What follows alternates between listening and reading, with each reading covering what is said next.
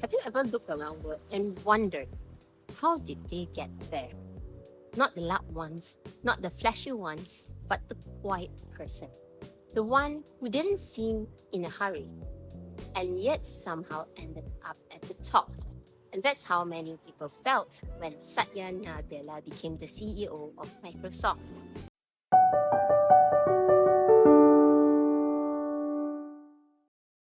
If I'm being honest, that's why his story matters so much right now. Satya Nadella joined Microsoft in 1992. He wasn't famous, he wasn't brilliant in a way that demanded attention. He was just present. And if you ever worked in a big organization, then you know what that really means. Thousands of people, layers of hierarchy. It's endless of meeting and it's very easy to disappear. Yet Satya didn't. He didn't try to climb fast, instead he moved sideways, from Windows to online services to enterprise systems. And at the time when many of us chase promotions and titles, Satya chased understanding. He wanted to know how the company actually worked, not how it looked on PowerPoint slides. And that takes patience because sideways moves don't look impressive on LinkedIn.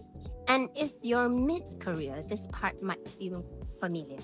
You're doing work that matters. You're learning and you're carrying responsibility.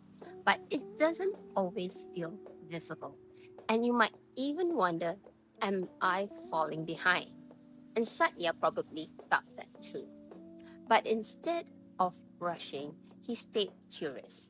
And one thing people noticed about Satya internally was this, that he listened. In meetings, he didn't dominate the room. He didn't interrupt. He asked questions, real ones, not to sound smart, but to understand what people were dealing with. And slowly, something powerful happened. People trusted him. In big companies, trust doesn't come from confidence. It comes from consistency. And then came a turning point. Satya was asked to lead Microsoft's cloud business. And at that time, cloud wasn't a sure thing. It was risky, it was unproven, and if it failed, it wouldn't just hurt the company. It would hurt his career. And many people would have played it safe. Satya didn't. He leaned into the uncertainty and he focused quietly, not on being right, not on winning arguments, but on building teams and removing friction, aligning people, and slowly Azure began to work. And this is important because climbing the ladder doesn't usually happen in big leaps. It happens when you take responsibility for something fragile and make it stronger. By the time Microsoft's board was looking for a new CEO, the company wasn't failing, but it was stuck. Profitable, yet arrogant. Powerful, yet missing the future. They didn't need someone loud. They needed someone who understood the system, who wasn't defensive about the past, who could change the culture without breaking people. Satya had been preparing for this moment for decades without knowing it. When he became CEO in 2014, his first message wasn't about products, it was about mindset. He told the company to stop being know-it-all and become learn-it-alls. And think about that. A company as powerful as Microsoft being asked to admit it still had things to learn, and that itself takes humility.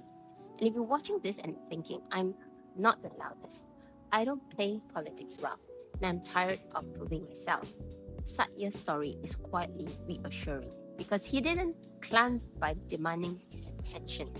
He climbed by outgrowing the roles that he was in. And here's the part I want to speak to directly. Many of us feel the pressure to move faster, to keep up with younger colleagues. New tools, new language, and new ways of working. And we start questioning ourselves. Satya showed us another path. Relevance isn't about speed, it's about adaptability. And leadership isn't about certainty, it's about staying open.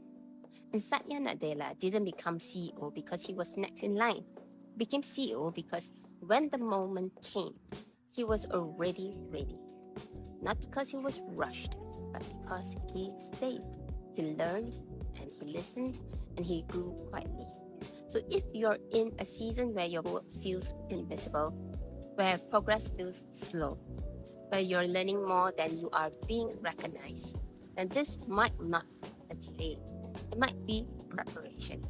And maybe the ladder that you're climbing isn't about how fast you move out, but how deeply you grow before the moment arrives. So if you like this video, remember to subscribe, like, and I'll see you in the next video. Bye.